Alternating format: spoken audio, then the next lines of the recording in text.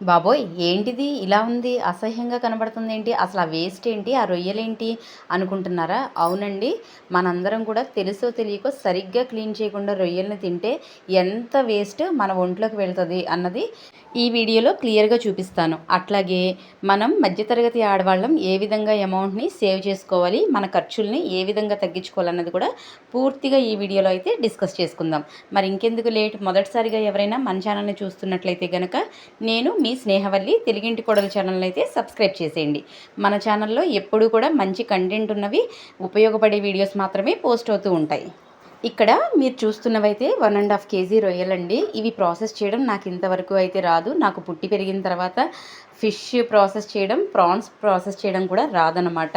So అత్తయ్య గారి help తోటి అత్తయ్య ప్రాసెస్ చేసిస్తే దానిలో ఉన్న బ్లాక్ నరం లాంటిది ఉంటుంది కదా, అందరికీ తెలుసు కదా, ఆ ప్రాన్స్లో ఒక నరం లాంటిది ఉంటుందన్నమాట.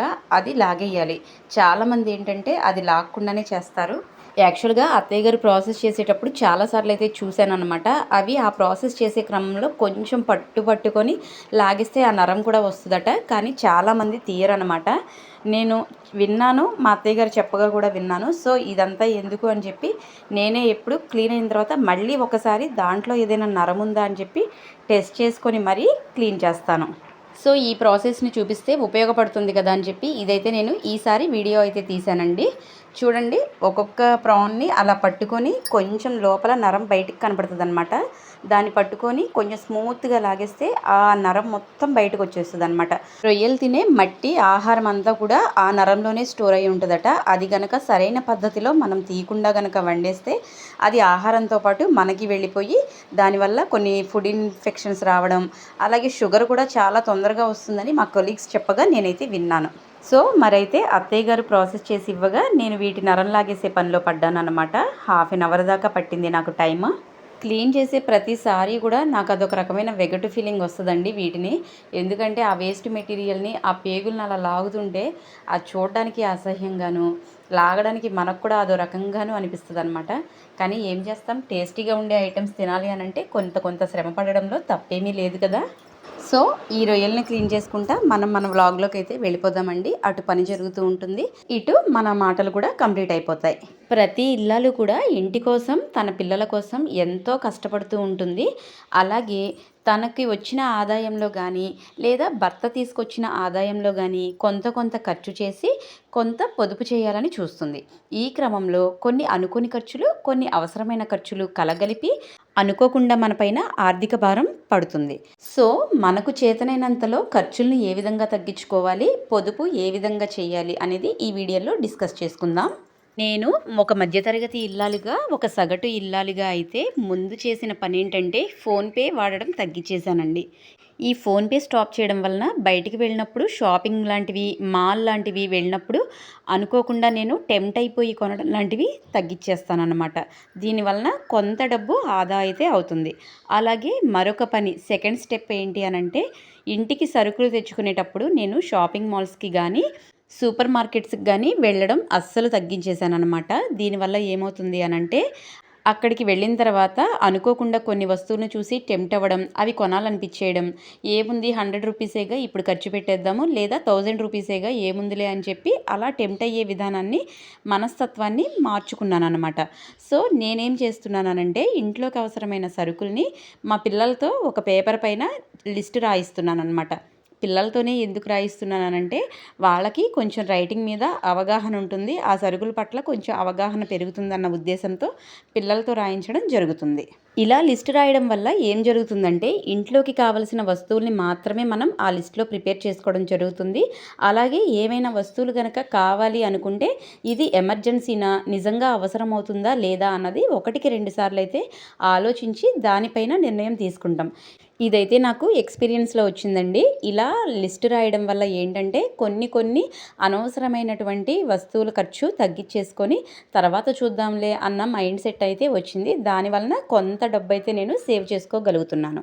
అండ్ ఇక్కడ మరొక పాయింట్ కూడా చెప్పాలండో, అది చాలా ఉపయోగపడే పాయింట్. ఎందుకంటే ఈ విధంగా ఆలోచిస్తున్నప్పుడు ఈ మధ్య అయితే మన హ్యూమన్ లైఫ్కి అస్సలు వాల్యూ లేకుండా పోతుంది కదా. కొన్ని కొన్ని ఇన్సూరెన్స్ పాలసీలు చూస్తుంటే అనిపిస్తుందనమాట. ఈ సరుకులు రాసేటప్పుడే నాకు అనిపిస్తుంది ఆ విషయం. అది మీతో కూడా నేను షేర్ చేసుకుంటున్నాను. అదేంటంటే ఈ ఖర్చుల్ని ఇప్పుడు తగ్గించుకుంటే కనుక ఈ 1000 రూపీస్తో ఈ పాలసీ తీసుకోవచ్చు కదా, అప్పుడు ఇంకొంచెం బాగుంటుంది కదా. ఏముంది, ఒక 1 మంత్ ఈ ఖర్చుల్ని మనం తగ్గించుకుంటే మనకు వచ్చే నష్టం లేదు కదా, లైఫ్కి భరోసాగా ఉంటుంది కదా అనిపిస్తుంది. మరి నా పాయింట్ కరెక్టేనా అనేది మీరు కమెంట్ సెక్షన్లో కమెంట్ చేసేయండి. ఇలా లిస్ట్ రాయడం వల్ల చాలా వరకు కూడా పిల్లలు చేసే అనవసరమైనటువంటి ఖర్చులు, అంటే చాక్లెట్స్ పరంగా, జంక్ ఫుడ్స్ పరంగా, కుర్కురేలు ఇలాంటివి అన్నీ కూడా ఖర్చులు చాలా వరకు తగ్గిపోయాయండి. అట్ ద సేమ్ టైం పిల్లల హెల్త్ కూడా చాలా బాగుంటుంది. మనకి తెలియకుండానే ప్రతి ఇల్లాలు కూడా చిన్నపిల్లలు ఉన్న ఇంట్లో జరిగేది ఇదే, షాపింగ్ మాల్స్కి వెళ్ళడం, అనవసరమైనటువంటి ఖర్చులు చేయడం. సో ఈ పాయింట్ అయితే మీకు కూడా నచ్చుతుంది అనుకుంటున్నా. ఇక్కడ నేను ఇంకో ఎక్స్పీరియన్స్ని మీతో షేర్ చేసుకోవాలనుకుంటున్నాను అనమాట. ఇలా లిస్ట్ ప్రిపేర్ చేసి షాప్ వాళ్ళకి ఇస్తున్నప్పుడు వాళ్ళు ఒకే ఒక మాట అన్నారండి, ఇలా ఆన్లైన్ షాపింగ్ మాల్స్ వచ్చిన ఇలాంటి టైంలో మీరు మాకు లిస్ట్ ఇస్తూ మమ్మల్ని ఎంకరేజ్ చేస్తున్నారండి, అందుకు థ్యాంక్స్ అని చెప్పారనమాట. నాకైతే చాలా హ్యాపీ అనిపించింది. మరి ఇక సెకండ్ పాయింట్కి వచ్చేసరికి, మా పేరెంట్స్ అయితే మేము చదువుకునే టైంలో పర్టికులర్ ఫెస్టివల్స్ ఉన్నప్పుడు మాత్రమే కొత్త బట్టలు కొనేవారనమాట. ఇప్పుడు చూసుకుంటుంటే నేను ఒకసారి మా పేరెంట్స్ తోటి నన్ను కంపేర్ చేసుకున్నాను అనమాట. అవసరం ఉన్నా లేకపోయినా ఏదైనా మంచి డ్రెస్ కనిపించినా, లేదు మా పాప వాళ్ళ కానీ మా అబ్బాయి వాళ్ళ ఫ్రెండ్స్ ఎవరైనా మంచి డ్రెస్సులు వేసుకుంటున్నా నాకేమనిపిస్తుందంటే, ఇలాంటి డ్రెస్ ఒకటి తీసుకుంటే బాగుండు, వీళ్ళకి కూడా బాగుంటుంది కదా అనిపిస్తుంది. జనరల్గా మనకి అదే కదండి, ఈ తరంలో అయితే అలాగే అనిపిస్తుంది కదా. సో అవసరం ఉన్నా లేకపోయినా కొత్త బట్టలు కొనేసేయడం వంటివి చాలామంది ఇళ్లలో జరుగుతూనే ఉంటుందన్నమాట. ఈ పాయింట్కి కూడా నేను చెక్ పెట్టేశాను.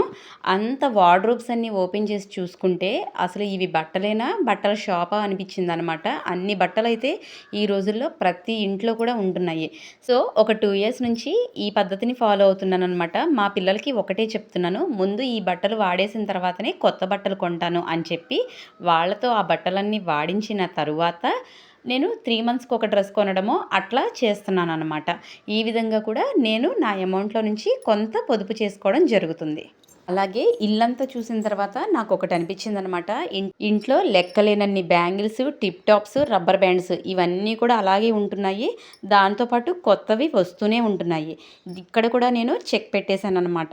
అన్నీ బయటికి తీసేసి ఇవన్నీ వాడిన తర్వాతనే మళ్ళీ నెక్స్ట్వి కొందాము, అనవసరంగా కొన్నవి కొత్తవి పారేయడం వల్ల మనీని పారేసినట్లే అవుతుంది కదా అని వివరంగా ఎక్స్ప్లెయిన్ చేసి మా పిల్లలతోటి అవన్నీ వాడిస్తున్నాను. సో ఈ విధంగా కూడా నేను కొంత అయితే పొదుపు చేయగలుగుతున్నా. అక్క మరి ఫోన్పే వాడట్లేదు కదా, మరి ఎలా మెయింటైన్ చేస్తున్నావు అని అడుగుతున్నారు కదా, ఆ పాయింట్కే వచ్చేస్తున్నా. నేను ఫోన్పే వాడటం తగ్గించేశాను అని చెప్పాను కదండి, అట్లాగే పూర్తిగా అయితే మానేశాను. ప్రతి మంత్ ఎండింగ్ రోజున నేను ఒక పేపర్ పైన లిస్ట్ ప్రిపేర్ చేసుకుంటాను.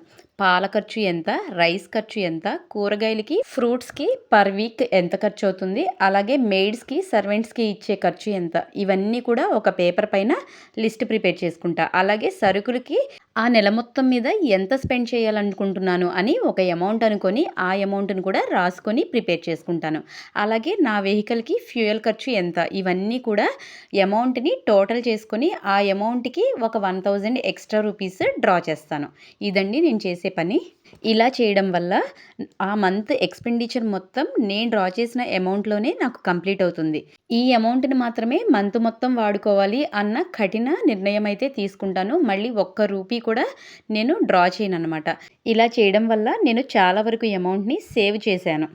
అలాగే పిల్లలు స్కూల్ నుంచి ఇంటికి వచ్చిన తర్వాత కుర్కురే చాక్లెట్స్ కొనుక్కుంటాను అని చెప్పి మారం చేస్తూ ఉంటారు కదా, ఇక్కడ కూడా చెక్ పెట్టేశాను.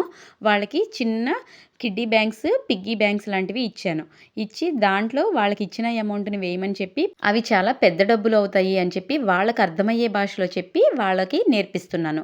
అలాగే ఒక 1000 రూపీస్ ఎక్స్ట్రా డ్రా చేశానని చెప్పాను కదండి, వాటితోటి నేను ఆఫీస్ నుండి ఇంటికి వచ్చేటప్పుడు ప్రతిరోజు పిల్లలకి ఏదైనా బిస్కెట్ లాంటివి కొంచెం మంచి ఫుడ్ తీసుకురావడం జరుగుతుందన్నమాట.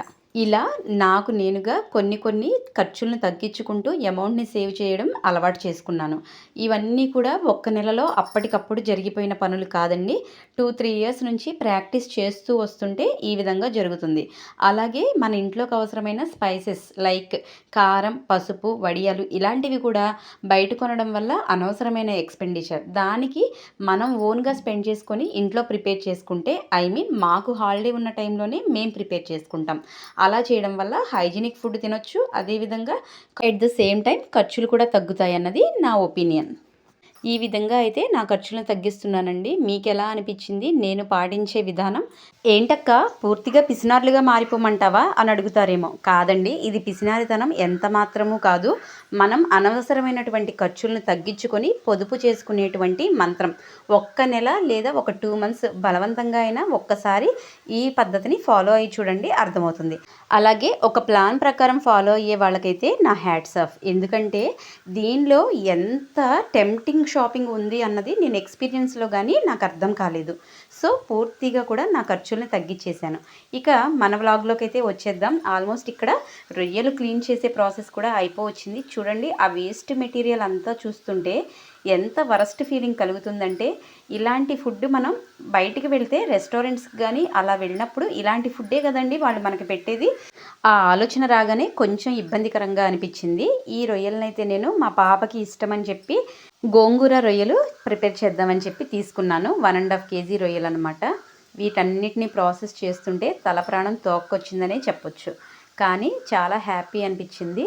ఎందుకంటే ప్రాన్స్ తీసుకున్న ప్రతిసారి ఇదొక పెద్ద టాస్క్ అనమాట. వాటిని ఒక్కసారి చూశానో లేదో అప్పటి నుంచి వీటిని క్లీన్ చేయకుండా వండాలి అనంటే అదో రకమైన ఫీలింగ్ వస్తుంది. సో ఎప్పుడు ప్రాన్స్ తీసుకున్నా నేను మాత్రం నా స్వహస్తాలతో ఇలా క్లీన్ చేయిందే కుక్ అయితే చేయను. అసలే ప్రాన్స్ అంటే ఎవరికి ఇష్టం ఉండదు చెప్పండి. వండితే దానంత టేస్ట్ నాన్ వెజిటేరియన్లో ఇంకొకటి ఉండదనే చెప్పాలి. పికిల్గా పట్టిన, కర్రీ వండిన, గోంగూర రొయ్యలు వండిన, ప్రాన్స్ ఫ్రై చేసిన దేనికదే ఒక సెపరేట్ టేస్ట్ అనమాట. Spicy taste. దాన్ని తలుచుకోగానే నాకైతే నోట్లో నీళ్ళు ఊరిపోతాయి. అంత ఇష్టం నాకు ప్రాన్స్ అంటే. కానీ ఏం చేస్తామండి, ఈ రోజులను బట్టి అన్ని ఆహార పదార్థాలు కొంచెం లిమిట్లో తినడం అయితే అలవాటైపోయింది. అదిగోండి ఆల్మోస్ట్ అయిపోయింది ప్రాన్స్ క్లీన్ చేయడం. ఆ వాటర్ చూసారా, వాటిల్లో ఉన్నటువంటి వేస్ట్ కలర్ వాటర్ ఎలా ఉందో, అలాగే దానిలో ఉన్నటువంటి వేస్ట్ మెటీరియల్ అంతా ఎంత అసహ్యంగా కనబడుతుందంటే, వాటిని ఉడకబెట్టిన తర్వాత కూడా వాటి నుంచి ఎంత వేస్ట్ మీట్ దిగుతుందో కూడా మీరు నెక్స్ట్ క్లిప్లో చూడొచ్చు. ఈ విధంగా సక్సెస్ఫుల్గా నా టాస్క్ని అయితే కంప్లీట్ చేశాను. అలాగే ఈ వీడియోలో ఈరోజు మనం మనీని ఏ విధంగా సేవ్ చేసుకోవాలి, అనవసరమైన ఖర్చులు ఏ విధంగా తగ్గించుకోవాలనేది కూడా పూర్తిగా డిస్కస్ చేశాం కదా. ఈ వీడియో పైన మీ అమూల్యమైన కమెంట్ని కమెంట్ సెక్షన్లో తెలియజేయవలసిందిగా కోరుకుంటున్నాను. ఇలాంటి మరిన్ని మంచి వీడియోస్ కోసం ఎప్పుడు కూడా నా ఛానల్ని వాచ్ చేస్తూ ఉండండి. నేను మీ స్నేహవల్లి. మరొక వీడియోలో మరో మంచి వీడియోతో కలుద్దాం. అంతవరకు సెలవు.